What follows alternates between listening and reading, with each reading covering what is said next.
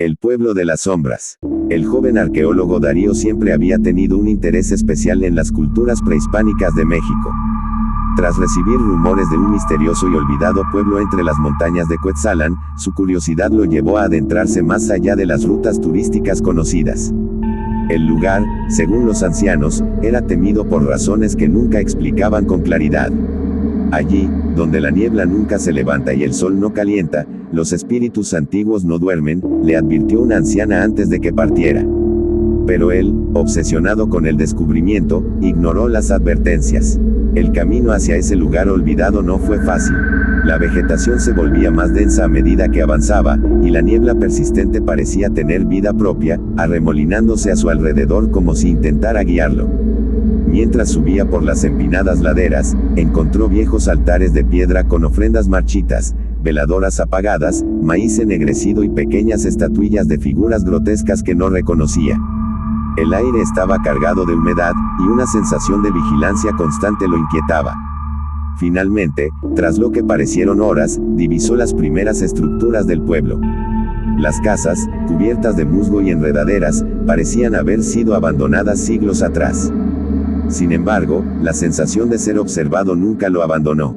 Se movía con cautela, pero no había señales de vida humana. Solo el silencio, roto por el crujido ocasional de ramas y hojas secas bajo sus pies.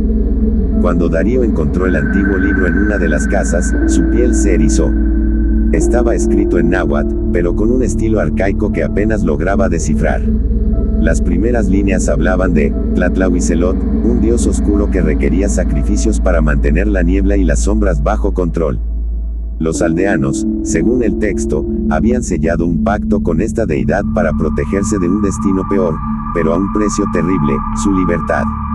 Cada palabra que leía parecía resonar en las paredes, como si el pueblo mismo susurrara junto al viento.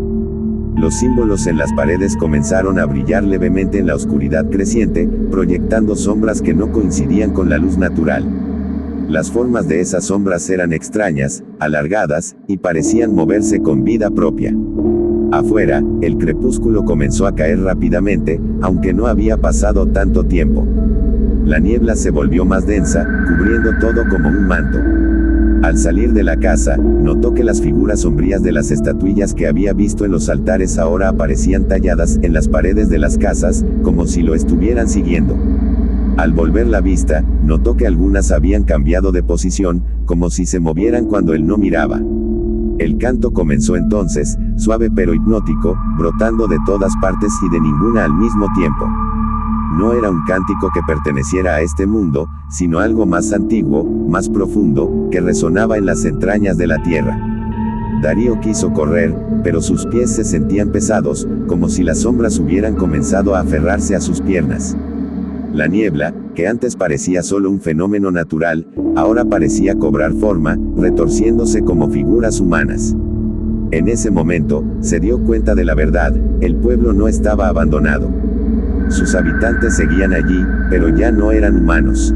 Habían sido consumidos por las sombras, absorbidos por el pacto que sus ancestros habían hecho con Tlatlahuicelot. Eran sombras eternas, condenadas a vagar entre este mundo y el otro, protegiendo el lugar de los curiosos. La figura encapuchada apareció de entre la niebla, como si hubiera emergido directamente del suelo. Darío intentó retroceder, pero el suelo bajo él se abrió, y sus pies comenzaron a hundirse en lo que parecía ser un pozo de oscuridad líquida. El terror lo envolvió al darse cuenta de que, como los aldeanos antes que él, estaba destinado a convertirse en parte del pueblo, una sombra más en el dominio de Tlatlahuicelot. A medida que era absorbido por la oscuridad, los rostros espectrales de los antiguos aldeanos aparecieron a su alrededor, sus ojos brillando con un fuego rojo. Susurraban en un lenguaje que Darío no comprendía, pero el mensaje era claro: él había sido elegido como el siguiente guardián, condenado a vigilar el pueblo de las sombras para siempre. Los últimos recuerdos que tuvo antes de ser tragado por completo fueron las luces rojas de aquellos ojos, y el cántico profundo que resonaba en sus oídos. Si mi video te encantó, dale un buen like. Me ayudarías mucho. Te invito a suscribirte y darle a la campanita. Subiré contenido todos los viernes.